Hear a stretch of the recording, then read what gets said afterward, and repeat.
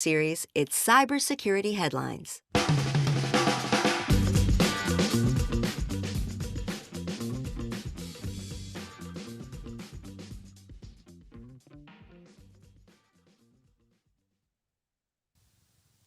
Pegasus spyware reportedly hacked iPhones of U.S. State Department and diplomats.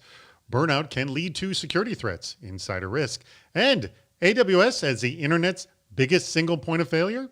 These are some of the stories that we have been bringing to you all this week on Cybersecurity Headlines. And now we get a chance for some insight, opinion, and expertise on these stories and more from our guest, Paul Truitt, who is the principal over at Mazars. Paul, thank you so much for joining us today. Thank you for having me. Awesome. And by the way, our sponsor today is Tynes. They are the no-code automation for security teams. I'm David Spark, stepping in for Rich Straffolino. And let's jump into this. You can join us, by the way, on LinkedIn Live. Go to CISOseries.com, the Week in Review page to find the link and join the conversation. We have just 20 minutes, so let's do it. Pegasus spyware reportedly hacked iPhones of U.S. State Department and diplomats. Apple reportedly notified several U.S. employee and State Department employees that their iPhones may have been targeted by an unknown assailant using state-sponsored spyware created by the controversial Israeli company NSO Group, according to multiple reports from Reuters and the Washington Post. This focuses on officials stationed in or focusing on Uganda using iPhones registered to their overseas phone numbers. Now, Paul, this NSO story just keeps on reappearing and now is affecting U.S. officials. Do you think this is the beginning of a trend, regardless whether NSO is directly responsible or worse, other groups having access to this technology? Yeah, I mean, look, I'm sure that we're seeing a trend related to this. It's very easy to use technology like this to gain access. I think I would voice that I'm more concerned about the fact that we have high level U.S. officials using, off the shelf devices like an iPhone for sensitive information or for using it for reasons that really we could obtain sensitive data. Well, couldn't there be some, like we see on a lot of phones in the idea of, quarantining the sensitive information in its own bucket? Would, stories like this, if they had sort of their own quarantine area on their personal phone, this story not matter? Potentially. I guess it really depends on what level of access they've obtained and how much they're able to get to, right? Are they able to breach the bucket, the restricted zone on the device? Um, I, you know, I think we still have concerns around utilizing devices with sensitive information, even if they're quarantined. It really depends on the level of what that information is that we're putting on these devices. All right, let's jump into the next. Realistic looking fake Office 365 spam quarantine alerts on the rise. Now, a new series of phishing attacks are using fake Office 365 notifications, asking the recipients to review blocked spam messages held in quarantine with the end goal of stealing their Microsoft credentials. The emails are a Microsoft.com address along with personalized subject headings to create a sense of urgency, kind of the classic technique of phishing. However, they still come with text formatting issues and out-of-place extra spaces that would allow spotting these emails' malicious nature on closer inspection.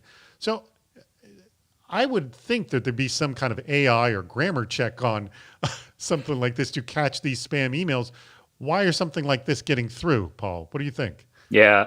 Hey, and I've got a couple things on this, right? So, I mean, obviously, we continue to have spam. Spam still continues to work, and we see attackers using it all the time. But there really should be something more in the way that we're managing email. Email is a very open standard. It's very easy to communicate. It's very easy to send an email as anyone with anything in it. And there's really, I don't know why today there's not more validation that we have on emails coming in, making sure that they're coming from the right person. But by the way, why do we have so many organizations that you're capable of using a scam like this to get credentials to work? Shouldn't MFA be everywhere at this point Right. and be causing these type of scams to really be very low in success rate? Excellent point. Text, text message service helped government track phones. Now, a report from Bloomberg and the Bureau of Investigative Journalism has found that the Swiss company Mido AG, which provided automated text messaging services for businesses, also sold access to its network to surveillance technology companies to help locate devices. These companies were in turn used by government agencies. This service wasn't shared with the company's technology partners and was limited to a small group inside the company. Mido denies this report. Now, if this is true, this is perhaps a cautionary tale about keeping your close tabs on your suppliers. But what do you see this as doing to corporate relationships generally? If no one can trust anyone, or is that how we should be? I mean, there's got to be certain levels of trust, but do we now heighten our trust issues or obviously build more zero trust architecture? What's going on? Yeah, I mean, look, I would preference that the whole world believes the way I do, which is don't trust anyone, right? As a good security person struggles with trust of anyone or trust but verify, right? But yes, we should be having a very good third party review program. Lots of organizations struggle with their third party review programs, but I think you've got to have vetting, you've got to have evaluation, you've got to review technical controls. And you really should have another layer or a better defense in depth strategy that allows you to be flagging when there's potential things happening in a third party that aren't expected. I think most organizations that we talk to struggle with that issue. By the way, we just got a comment on our Microsoft story. People saying people often push back against MFA or they cheat. And I don't know exactly how they cheat specifically, but MFA does not have wide adoption, right, Paul? It does not. We do not see wide adoption. I see a lot of organizations talk to us and tell us that, hey, it's just too hard. We have people that refuse to use their own personal devices. I disagree. I've got a whole long perspective on that. Cheat might be referencing something along the lines of falsifying a text message. If you're using text messaging for MFA, you could potentially cheat that. But boy, does it make it a lot harder for these generic things. And hey, aren't we just trying to be a little more secure than our neighbor, right? And then our company gets a little less picked on. And also the chat room also on this Mido AG story said these companies require closer vigilance as they are the holders of the data. So if you're holding data, more vigilance. Next story. Yeah. Volume of attacks on IoT OT devices increasing. A new study from Microsoft has some depressing stats that shows that 44% of respondents interviewed said their organization experienced a cyber incident that involved an IoT or OT device in the past 2 years. Now, the other stats revealed that between a third and half of these companies do not have an inventory of their devices, and that most of these devices are directly connected to the internet. So, Paul, obvious question, should companies be legally obliged to perform audits on their IoT technologies? And I got to assume there's got to be some type of regulations here. Or should actually insurance companies step in to force this issue? Is this just free market economics or a national infrastructure issue? What do you think? Yeah, I mean, IoT is a huge problem. I've actually spoken at a number of conferences about the risk that IoT presents, and it still continues to be ignored. IoT devices, they're running an operating system like anything else, and many organizations disregard them from making sure patches or firmware are updated. They put them on the same network segment as sensitive systems. We see it in retail all the time, right? I mean, retail organizations are using, whether it's the music player, whether it's the digital sign, whatever it is, all these IoT devices are existent, and they're sitting on the same networks as we're processing credit card transactions. And it's a significant risk. That's an ugly mix. It is, for sure. And we should be pushing back. Whether we should make it illegal, you'll probably get a little my perspective on making things a legal finding. The market's going to drive it out, right? We're going to see organizations that choose to do the right thing because breaches continue to occur. Well, wherever breaches are, there's going to be new regulations. That's probably. Right. That's right. And now let's spend a few moments with our sponsor, Tines. Now, Tines is a no-code automation for security teams. Now, it's trusted by some of the world's best companies like Canva, Auth0, and Coinbase. And this holiday season, you could book a 10-minute demo of Tines. No-code automation. I mean, we talk about no-code on our show, and we talk about automation, so this might be of interest to you. Book a 10-minute demo of Tines, and they'll donate, that's Tines, $100 to your favorite charity. And they're certain that you'll love what you see. So head over to tines.com/charity to book your 10-minute demo, and they will send $100 to your favorite cause, obviously, once you have that demo. Burnout can lead to security threats insider risk. 1Password has released the Burnout Breach Report, studying the rising burnout rates across all industries throughout the COVID-19 pandemic. And the report found that more than 80% of professionals, by the way, I think it's probably higher, are feeling burned out, leading to serious backsliding related to security protocols. Yikes.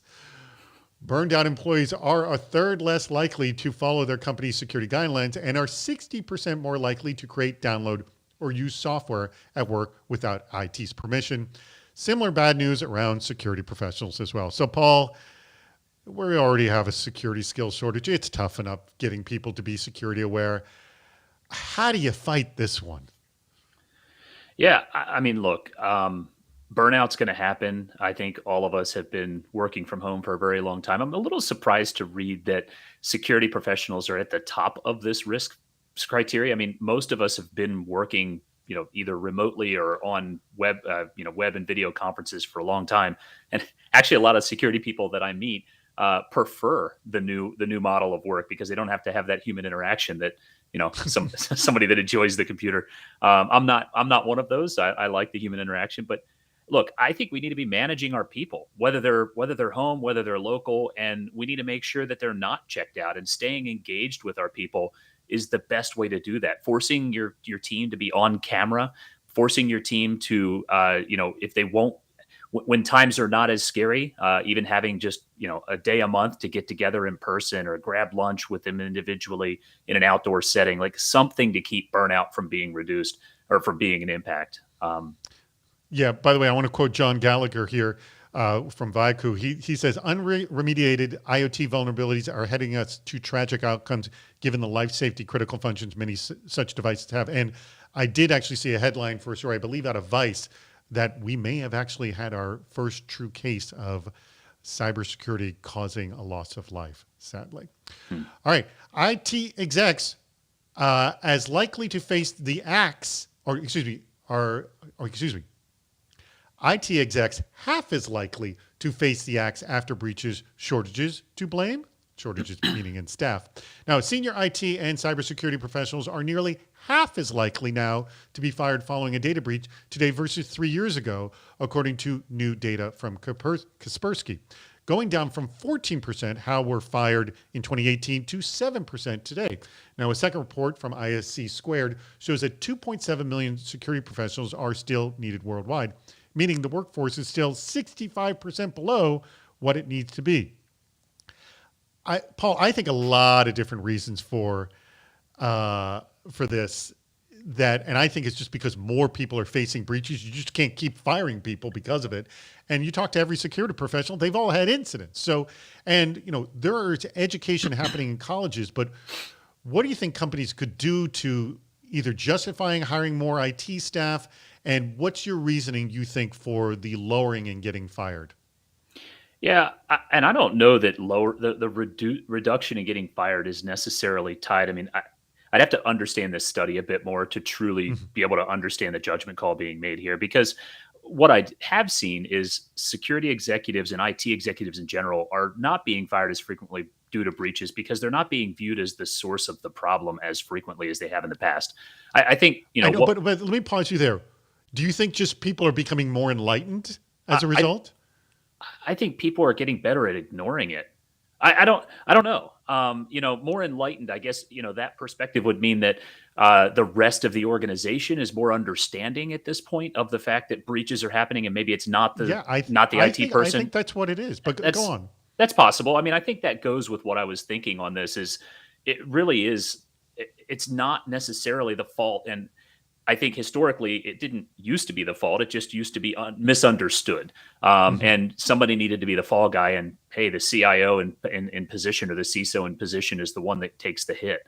But it's, most of the time when I read the details of a breach, they've been brought up as issues to the organization if they are an ongoing issue, or they're a targeted attack that wouldn't have been stopped anyway. And the security guy may have found something as quickly as possible with the technology that they had to respond. A look at health data leaks in 2021. According to data submitted to the Office of Civil Rights at the Department of Health and Human Services, over 40 million people in the U.S. had personal health information exposed through data breaches this year. The total number of breaches impacting 500 more people was down from 599 in 2020 to 578 in 2021. But the number of people impacted increased 53% on the year. So these seem like amazing numbers. What's your take on this, Paul? Yeah, these are huge numbers. PHI is a heavy target, and we're seeing with all of the healthcare information systems that are being put online and the interaction with third parties. A lot of the software technology companies that are servicing these medical services organizations have forced a lot of this data interaction that's creating holes. And the investment that we see in medical organizations is not as nearly as high as it should be. We talked a little bit about IoT and life impact. Here's where the problems are coming in, right? I mean, the exact same reason that we're seeing healthcare records disappear is what's going to cause potential human life harm issues with IoT devices connected to people's hearts and, breathing machines and whatever else may be going on in a hospital. And our last story, AWS as the internet's biggest single point of failure. Now, an opinion piece in Vice describes how this week's AWS outage has shown the world just how much the internet relies on it. Not a surprise, and why, though, it's a bad thing, because the piece highlights that access isn't the only concern, but the way in which AWS manages security for its customer sites means that features such as MFA and SMS verification systems could, disappear, as happened recently at Parler. So, Paul, this is an ironic discovery given what the internet was designed to be. I mean, a network with no choke points. Is this something that Amazon actually has a responsibility to fix, or would the markets just step in and, take over what Amazon, or essentially their top two competitors, Azure and Google Cloud? Yeah, I mean, the way I'm reading this, I'm not sure I understand why we would be blaming Amazon, right? Because they got so big that they became the go-to source for organizations. I mean, I want to push back on the organizations that are allowing it to be a single point of failure, right? I mean, where's the that's why recovery? many organizations have multi-cloud for Sure, just this reason. or using cloud as your primary and using your data center as the backup now, right? Or whatever you may choose to do. But the fact is if you didn't write a recovery time objective, a recovery point objective, a BCP plan, a DR plan, right? You've made an error in judgment, and those documents or those processes should be able to help you understand: do I need a redundant facility? Could I have a redundant facility with two Amazon facilities? Or do I need a backup with GCP? I blame the companies here more than I do Amazon. And that's a really good point. And this came up in one of our video chats of, determining risk. You have to have that conversation of, what does an hour of downtime mean? That's what right. is 2 hours? What does a day of downtime mean? At what point of downtime does the company cease to exist? Let's make sure we're at least at that point, and then work our way. And sure. And what's the cost of that downtime? So if an hour of downtime costs you $14 million and it cost you $1 million to build a redundant facility, and there's a 5% chance of it happening, well, we just did the mathematical equation to decide how much Right. you should be investing. Good point. All right, now, Paul, any thumbs up or eye roller stories here of the 8 stories we went through? It's interesting. I think IoT is my thumbs up, or maybe I'll call it my eye roller. And because I'll give it both. and the reason for that is it just frustrates me that we continue to see IoT devices in so many organizations. We see the growth of it, and I love what IoT brings to the market. I love what you can do from an automation perspective with existing technology that wasn't automated in the past. But the fact that we're allowing it on our networks and we're not even thinking about keeping it patched and maintained, and we're allowing third-party access into these devices without even thinking about the potential of pivoting from it to our other systems is baffling to me. Extremely good point. Paul, where can people find you? What would be the best way to contact you? You can reach me, via LinkedIn is probably the best format, and my LinkedIn email or LinkedIn contact Right is there, there below. right on the screen. LinkedIn in at WP Truitt, Truitt. Awesome. Well, that's Paul Truitt, who is the principal over at Mazars. And I want to thank our sponsor, Tines, the no-code automation for security teams. Make sure you go to tines.io/ charity and book your demo with them. You can also come on back next week for our Friday video chat, which will be our last of the year, Hacking Virtualization, an hour of critical thinking about how virtualization can simplify your security architecture. It starts at 10 a.m. Pacific, 1 p.m. Eastern, followed by a meetup. And then an hour after that, we'll be back with another edition of the Week in Review on Friday, 12:30 p.m. Pacific, 3:30 Eastern.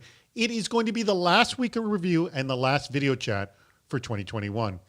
Remember, we do the cybersecurity headlines every day. It's just 6 minutes of the news, so subscribe on your favorite podcast app. And if you don't know this, you can actually subscribe to the newsletter and get it in your email as well. All the details available at CISOseries.com. I'm David Spark. Enjoy the rest of your week. Cybersecurity headlines are available every weekday. Head to CISOseries.com for the full stories behind the headlines.